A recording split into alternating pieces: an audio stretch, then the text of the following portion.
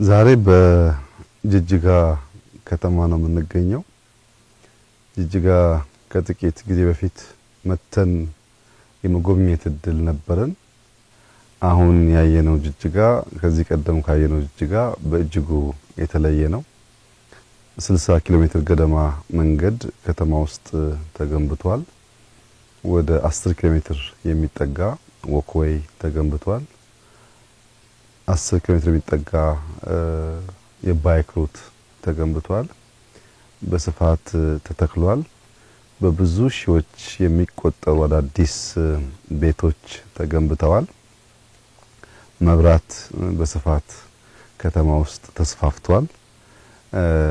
ዛሬ ፕሬዝዳንቱ እንደነገረኝ ሪፖርት ባለፉት ጥቂት ዓመታት የጅጅጋ የመብራት ኮንሰምፕሽን 4 እጥፍ አድጓል። እና በመብራት በመንገድ በወክዌይ ባይክ ሩት በሃውሲንግ በብዙ ሺዎች ነው የተገነባው። እንዳያችሁ ከተማ በጣም ተሻሽሏል፣ አድጓል። የኮሪደር ዴቨሎፕመንት ያልነው ስራ በመፍጠር የጭስ አልባውን ኢንዱስትሪ በማነቃቃት የሰዎችን ያኗኗር ዘይቤ በማሻሻል እየተጫወተ ያለው ሚና በጣም ከፍተኛ ነው። ጅጅጋ ላይ ያየነው ለውጥ በአዲስ አበባ ከምናቀው ለውጥ በምስራቁ የሀገራችን ክፍል ምናልባት በጣም ትልቁ ከተማና ትልቁ ስራ ሊሆን ይችላል። ይሄ በጣም ተስፋ ሰጪ ነገር ነው። የከተማ የማስዋብ ስራ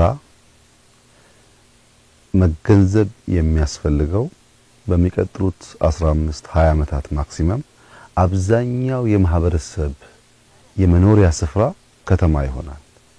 ከተማን ስናዘምን ለልጆቻችን የሚመች የሚመጥን ሀገር እየሰራን ነው ማለት ነው። ከተማን በፕላን በእቅድ ካልሰራን ደግሞ በአንድ አካባቢ በጥግጊት የሚኖርበት ገሃነም ሊሆን ይችላል። ብዙ ጊዜ እቅድ የሌለው ከተሜነት አስፋፋ ስርዓታችን ከመጠጥ ውሃ ጋር፣ ከመብራት ጋር፣ ከመንገድ ጋር፣ ከሽንት ቤት ጋር ያለው ችግር ይታወቃል። ከተሞቻችን ካልጠፋ ቦታ በወግና በቅጡ በፕላን ባለመገንባታቸው በብዙ ቦታ የችግር መንስኤ ሲሆኑ ይታያል።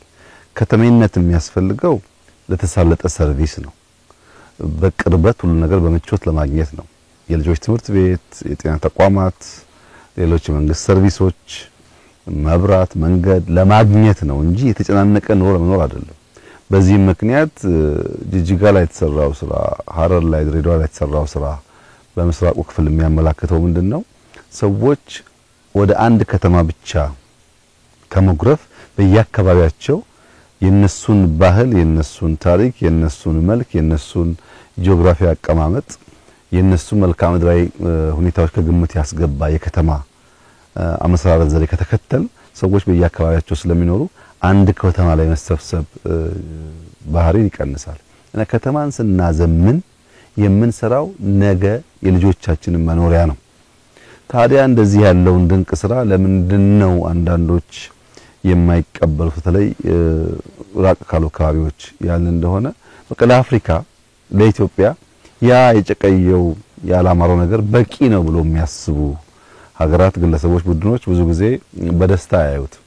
አንደኛ እነሱም ለጥያቄ እየመጣባቸው ነው። እንኳን እናንተ አፍሪካ እንዲያደረገ ነውና ለምን አትሰሩ የሚባል ጥያቄ አለ። በሌላ መንገድ ደግሞ ለኛ በቂ ነው ብለው የማሰብ ችግር አለ። ለእንደዚህ አይነቱ ጆሮ ውስጥ አያስፈልግም። ለኛ የወጀንን የሚያስፈልገን የሚጠቅመንን እኛንም እናቀው የወጀንን የሚያስፈልገንን ከኛ በላይ ለዜጎቻችን የሚያስብ ከኛ በላይ ለሀገራችን የሚቆጭ ከኛ በላይ የኛን ልማት የሚያስብ ኃይል አለ ብሎ መጠበቅ የዋህነት ነው። ያማ ቢኖር ለረጅም ዓመታት እንዲሆን ባልቀረን ነበር። ይሄ ጭስ አልባው የሚባለው የቱሪዝም ሴክተር ደግሞ አሁን እንኳን በሀገር ደረጃ ውጤቱ እየታየ ነው ያለው። እንግዲህ ሰምታችሁ ከሆነ ጅጅጋ ላይ 30 ገደማ ሆቴሎች የተገነቡ ናቸው። ይሄ የገበታ ለሀገር ስራችን ምናልባት በ3 ወር 4 ወር ሊመረቅ ይችላል። የገበታ ፕሮጀክት መቼም በየከተማው እያመጣ ያለው ተጨማሪ ቫልዩ በጣም የሚገርም ነው። አሁን በሶማሌ ክልል ውስጥ በእንደዚህ ያለ ጽዳት፣ በእንደዚህ ያለ ላንድስኬፕ ስራ፣ በእንደዚህ ያለ ስፋት እንኳን ሆቴል ቀርቶ ሰፈርም አይገኝም። እያመጣ ያለው ቫልዩ ሲቪሊቲ ነው። ያኗኗር ዘዬ፣ ያገነባብ ዘዬ፣ አንድ ሰው ምን አይነት የኑሮ ደረጃ ቢኖር ምቹና ተገቢ እንደሆነም ጭምር ትምህርት እያመጣ ነው ያለው። ይሄ ቦታ ሲጠናቀቅ በዚህ ከባቢ ያሉ የጎረቤት ሀገራት ካለም ጥርጥር እዚህ መጥተው መገልገላቸው አይቀርም እና ገበታ እዚህም አርባ ምንጭም ጅማም ጎርጎራም በየቦታው የሚታየው ትላልቅ ቫልዩ ነው በከባቢ ላይ ያመጣ ያለው። ይሄን በሶማሌ ተደግሞ በማየት በጣም ደስ ብሎኛል። ለሶማሌ ክልል በዚህ ሳይዝ በዚህ ልክ ትላልቅ ስብሰባ ሊካሄድበት የሚችል ብዙ ነገር በውስጡ የያዘ ቦታ ማየት ቀላል ነገር አይደለም። ይሄ ነገር በተቀመጠለት እቅድ መሰረት ተጠናቆ ለምርቃት እንደሚበቃ ምንም ጥርጥር የለውም። 85% የሚሆን ስራው አልቋል። አሁን የማሰማመር ስራ የቀራቸው ከጥቂት ወራት በኋላ ተመልሰን እንደምናስመርቅ ተስፋ አደርጋለሁ። በድምሩ በሶማሌ ክልል ዛሬ ያየናቸው የመሶብ ፕሮጀክት ጅማሯቸው፣ የኮሪደር ስራቸው፣ የገበታ ስራ ከዚያም ውጭ ያሉ በርካታ የመንገድ ፕሮጀክቶች፣ የሆስፒታል ስራዎች በድምሩ ሶማሌ አካባቢ የመነቃቃት ምልክት ያሳያል። ዛሬ ባየሁት ሁኔታ ምናልባት ከባህር ዳር፣ ከአዳማ፣ ከሐዋሳ ውጪ ጅጅጋን የሚተካከል ከተማ ብዙ በሀገር ደረጃ ያለ አልመሰለኝም። በተለይ በሃውሲንግ ብዙ ክልሎች መማር ያለባቸው ጅጅጋ ላይ የሚሰሩ ቤቶች ጽድት ያሉ ናቸው እና ከአራት አምስት ከተሞች መካከል አንዷ ሆነች ማለት ነው፣ ወይም ከ10 ትላልቆቹ አንዷ ሆነች ማለት ነው። ይሄ ቀላል ነገር አይደለም። የዛሬ 2-3 አመት ይሄን ማየት አይቻልም እና በጣም አስደማሚ ስራ ነው የተሰራው። ለዚህ የሶማሌ ክልል ህዝብ አመራሮች፣ በዚህ ስራ የተሳተፉ ሰዎች በሙሉ ምስጋና ይገባቸዋል። የመጨረሻው መልእክቴ በተለይ ለፕሬዝዳንቱ ለካቢኔያቸው አሁን በሰራነውና በተገኘው ውጤት አይደለም እርካታ ሊሰማን የሚገባው፣ ባለፉት አመታት ለምንድን ነው ይሄንን ሳንሰራ የቆየ ነው ብለው መጠየቅ አለባቸው። ሰሞኑን ጓደኞቼ ጋር ስናወራ የአራት ኪሎውን ቤተ መንግስትና ዙሪያውን ብቻ ከሁለት አመት በፊት 3 አመት በፊት የነበረውን ሁኔታ አንስተን ወያይ ነበር። አራት ኪሎ ከአደባባዩ ወደ ሸራተን መውረጃው የፍሬንድሺፕ ፌስ 2 ፍሬንድሺፕ 1 ሳይንስ ሙዚየም የተሰራበት ያው የሚታወቅ ነው ምን አይነት ሰፈር እንደነበረ። የቤተ መንግስት ጋራዥ፣ ብዙ ቆርቆሮዎች፣ የጥበቃ ቤቶች የነበሩበት ነው። ከግቢ ገብርኤል ጀምሮ ደግሞ ጓሮውን ሲኬድ በጣም የሚያስፈራ የሚባል ሰፈር ነው። ለኑሮ ፍጹም ያልተመቸ ከፍተኛ የደህንነት መገለጫ የሆነ ሰፈር ነው።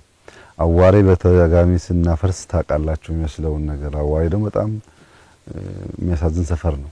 በጥቅሉ 4 ኪሎ የሚባለው ቤተ መንግስት 360 የተከበበው ከፓርላማ ውጪ የአብሮት ላይብረሪን ጨምሮ ከፓርላማ ከተሰራበት ውጪ በጣም የመጨረሻ ደህንነት፣ የመጨረሻ ችግር፣ የመጨረሻ የቆሻሻ ምልክት ሰፈር የነበረው። እንዴት ነው 360 ዲግሪ በቆሻሻና በደህንነት ተከበል እዛ ግቢ ውስጥ ተቀምጠን አገር እየሰራን ነው ብለን የምናስበው የሚል ጥያቄ ያስነሳል። ለረጅም ጊዜ እዛ ቤት ስንቀመጥ በቅርብ ርቀት ያሉ የኛን ጎረቤቶች ህይወት መቀየር ሳንችል እዛ የተቀመጥንበትን ጊዜ በመቁጠር ብቻ አገር እየመራን ነው ብለን ማሰብ አስቸጋሪ ነው። አሁን በኢትዮጵያ ደረጃ ምንም ችግር የሚባል ጠፍቷል፣ ሁሉ ተገንብቷል የሚል መመጻደቅ ተገቢ አይደለም። ገና ብዙ ስራ ይጠበቅብናል። ቢያንስ ግን በምንኖርበት ሰፈር ውስጥ ያሉትን ከባቢዎች በሙሉ ከነበሩበት ደረጃ በከፍተኛ ደረጃ አሻሽለናል። ጅጅጋም ሲመጣ ይሄው ነው፣ ጎንደርም ሲኬድ ይሄው ነው፣ ሐረርም ሲኬድ ይሄው ነው፣ አሶሳም በልኩ ይሄው ነው፣ አርባ ምንጭም ይሄው ነው። ነገር ግን በየቦታ ያለን አመራሮች መጠየቅ ያለብን ነገር አሁን የተገኘው ድል ለምን ትናንት መሆን አልቻለም? መቆጨት ነው ያለብን። ይበልጥ ለመትጋት፣ ይበልጥ ለመስራት፣ ይበልጥ ለመልፋት እንጂ የእርካታ ምንጭ መሆን የለበትም። በእርግጥ በማንኛውም ሰው አይንና መለኪያ ዛሬ ያየነው ነገር ኢምፕሬሲቭ ነው። በጣም ደስ ይላል። ለውጡ በተለይ አምና ለመጣ ሰው በጣም ደስ ይላል። ግን ያ ደስታ የእርካታ ምንጭ ሆኖ ነገ ልንሰራ የሚገባንን ስራ የሚከለክል ከሆነ ጥፋት ነው እና እኔ ያለኝ መልእክት ጅማሯችን ጥሩ ነው። በትጋት በልፋት በእኛ ሪሶርስ በእኛ ድካም የዜጎቻችንን ህይወት ያኗኗር ዘዬ ለመቀየር እያደረግን ያለው ጥረት በጣም ተስፋ ሰጪ ነው። ነገር ግን ከሚጠበቅብን ደግሞ በጣም ሩቅ ስለሆን ሳንረካ ትጋት ጨምረን ልፋት ጨምረን ስራ ጨምረን ሀገራችንን እንስራ ነው። አሁን በከተማ ስራዎቻችን ምንም ጥርጥር የለውም በአፍሪካ ምልክትና ምሳሌ ተደርገን ተወስደናል። በቅርቡ በስንዴ ዓለም አቀፍ ሽልማት እንዳገኘን ይታወሳል። አሁን ደግሞ ሰሞኑን በደረሰኝ ዜና በግሪን ሌጋሲ እንደዚሁ ከዓለም አቀፍ የተባበሩት መንግስታት ተቋም ኢትዮጵያ ሽልማት አግኝታለች። በኮሪደሩም እንደዚሁ ብዙዎች ለመማር ጥያቄ ያቀርባሉ፣ መጥተው ይጎበኛሉ። ለብዙ አፍሪካ ሀገራት ምሳሌ የሚሆን ስራ ተጀምሯል ነው። ግን ከተሞቻችን መድረስ የሚገባቸው ቦታ አልደረሱም። ይሄንን ስራችን አይተው ሊያጣጥሉ የሚሞክሩ ሀገራት እና አንዳንድ ግሩፖች ደግሞ የእናንተን ስራ ስሩ፣ ይሄን ለኛ ተውልን። ይሄ ሀገር ባለቤት አለው፣ ህዝብ አለው፣ ራሱን የሚወድ ራሱን የሚያከብር መለወጥ የሚፈልግ ህዝብና መንግስት አለው። ለኛ ተውልን ስራችንን ነው መልእክቴና ተባብረን በርተን እንስራ። የጀመርነው መንገድ በጣም ተስፋ ሰጪና ውጤታማ ነው። አስደሳች ስራ ነው።